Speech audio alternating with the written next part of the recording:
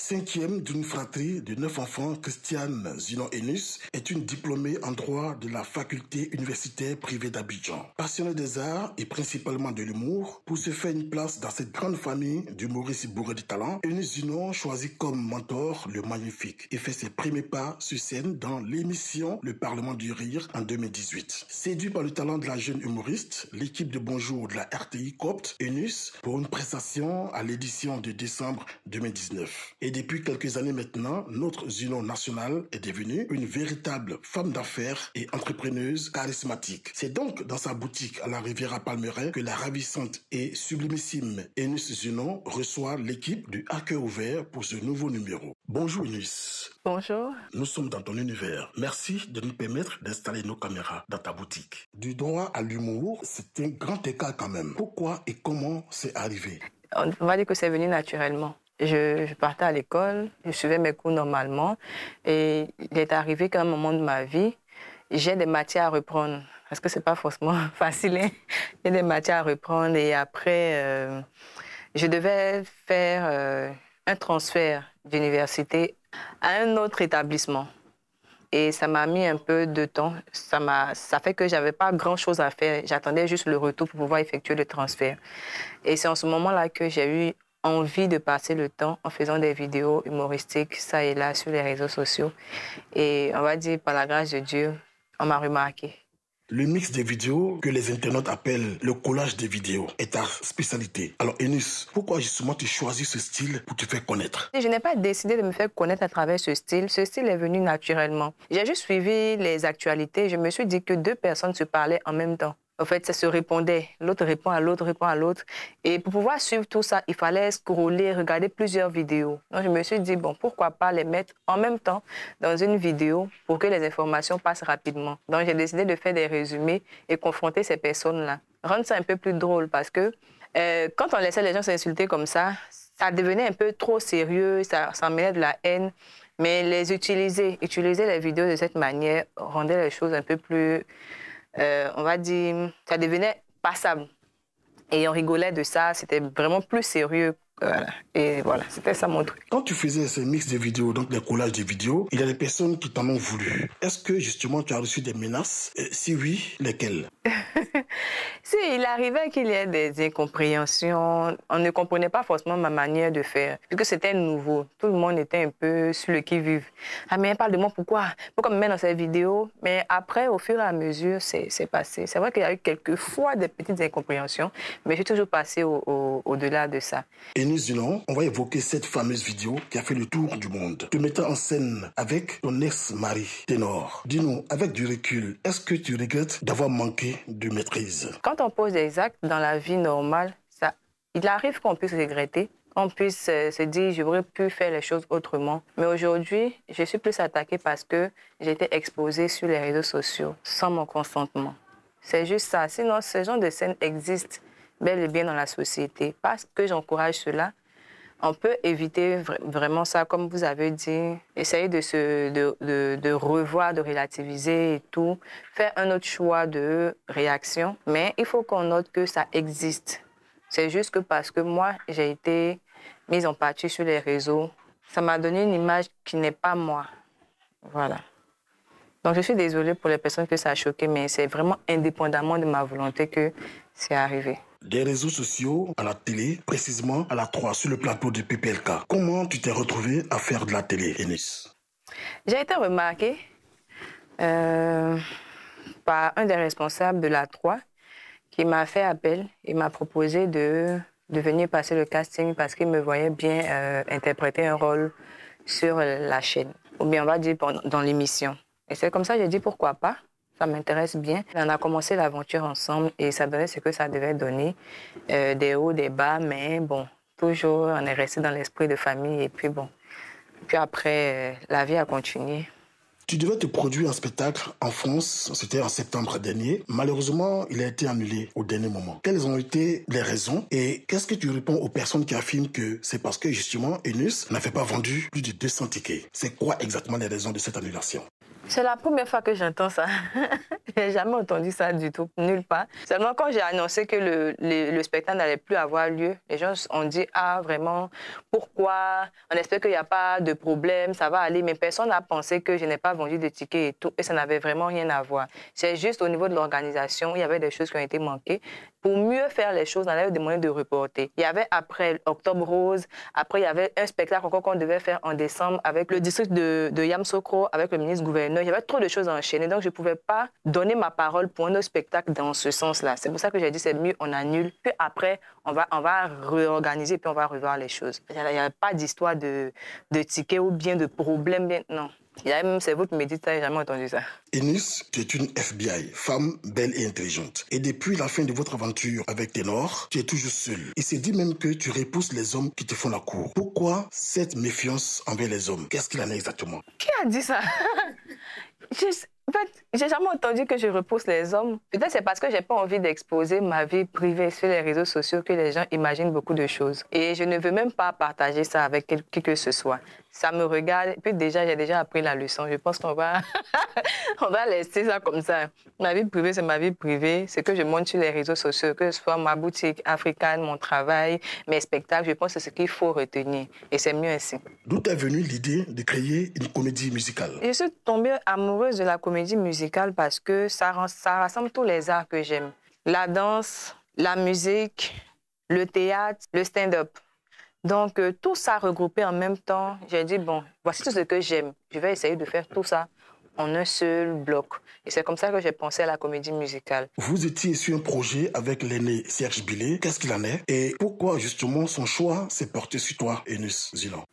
Je ne peux pas répondre à cette question à sa place. Pourquoi le choix s'est porté sur moi? Mais ce que je sais, c'est qu'il a écrit une chanson et il a dit qu'il me voyait, moi, en train d'interpréter la musique. Bon, c'est un doyen que je respecte beaucoup. J'ai dit, bon, pourquoi pas? J'ai trouvé que c'était amusant et tout ça. Donc, je me suis lancée dedans. On est parti en studio. C'était en France. On s'est rencontrés. On est allé au studio. J'ai fait ce que je devais faire. Après, il a utilisé, on a fait un clip et tout ça, qu'il a posté sur sa page YouTube. Et les choses sont bien passées, en tout cas. Tout était bien. Et quand on a fini, il a juste récupéré ce qui lui revenait de droit. Et puis, c'est bon. Tu es très engagée et investie dans la lutte contre le cancer du sein. Est-ce que justement, Eunice, tu as une sœur ou une amie proche qui souffre de cette maladie? Non, pas vraiment. Je n'ai pas quelqu'un de vraiment très proche qui a été atteint du cancer du sein, mais j'ai ressenti la douleur des autres personnes parce que j'ai été confrontée à un choc émotionnel quand quelqu'un te sollicite pour une aide et que l'aide n'arrive pas à temps parce que tu n'as pas forcément pris conscience de la gravité des choses à temps. Et c'est ce choc-là qui m'a poussée à faire 8 roses avec mon équipe et tout ça. Mais je n'ai pas quelqu'un qui est vraiment atteint du cancer. Je ne souhaite à personne d'ailleurs. Tu es une personne réservée, à la base timide. Est-ce que dans ce métier, Eunice Zilan a une amie intime avec qui elle partage tout? Si oui, c'est qui? Et sinon, pourquoi? Je ne suis pas timide, je suis éduquée.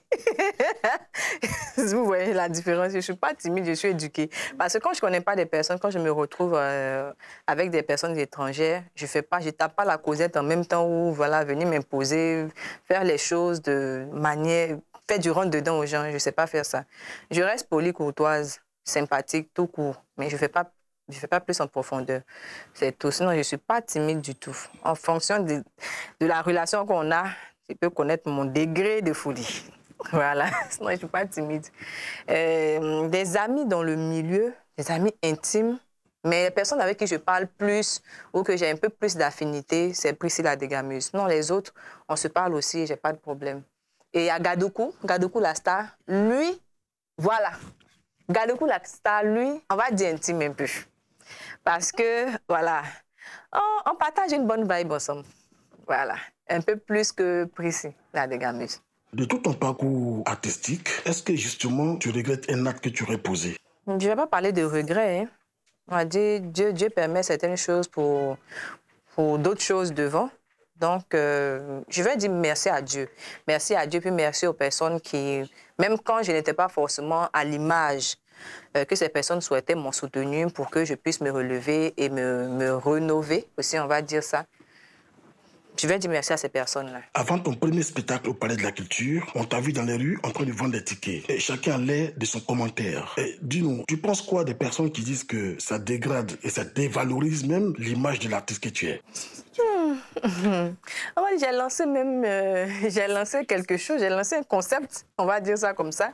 Même si les gens ne vont pas reconnaître ça, mais c'est moi qui ai lancé ce concept-là, de partir au contact du public. C'est pas que je galérais forcément dans la vente des tickets, mais j'avais envie de faire des choses différemment. Je voulais envoyer quelque chose. Parce que moi, je ne veux pas être, comme j'ai dit, je ne veux pas être juste là, je veux être artiste. Être artiste, là, c'est pas faire des choses comme... faut innover, il faut envoyer quelque chose de nouveau. Donc, moi, je me suis dit, bon, attends. Tous les jours, les gens vont acheter des tickets, ils viennent, ils font comme ils veulent. À la dernière minute, tu commences à se lever et dire, moi, il n'y a pas à faire de dernière minute.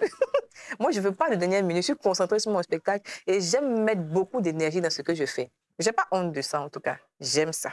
Quand on fait ce métier avec abnégation et beaucoup de sérieux, on s'attend forcément à une récompense quelque part, une distinction, des trophées et autres. Alors, quand Eunice Gillon écrit ses tests, est-ce qu'elle est focalisée sur tous ces détails des récompenses du genre, avec ce test, il me faut un prix ou un trophée?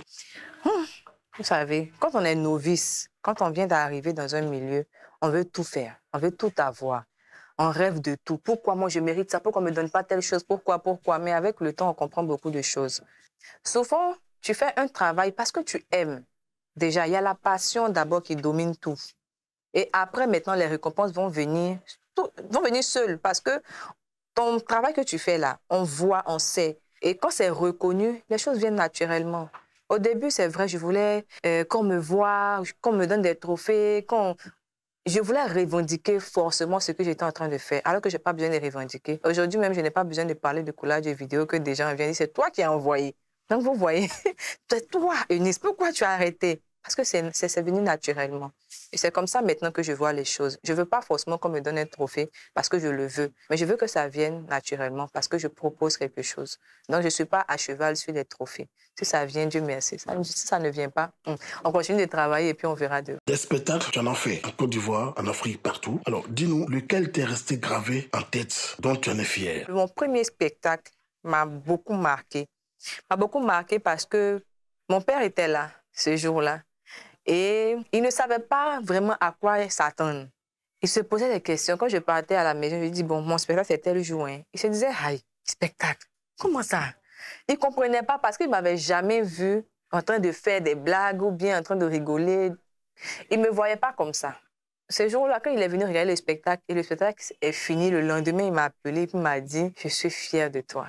Je ne m'attendais vraiment pas à ça, mais tu as fait un spectacle. Félicitations, ma chérie. Donc, on va dire que c'est ce qui m'a marqué.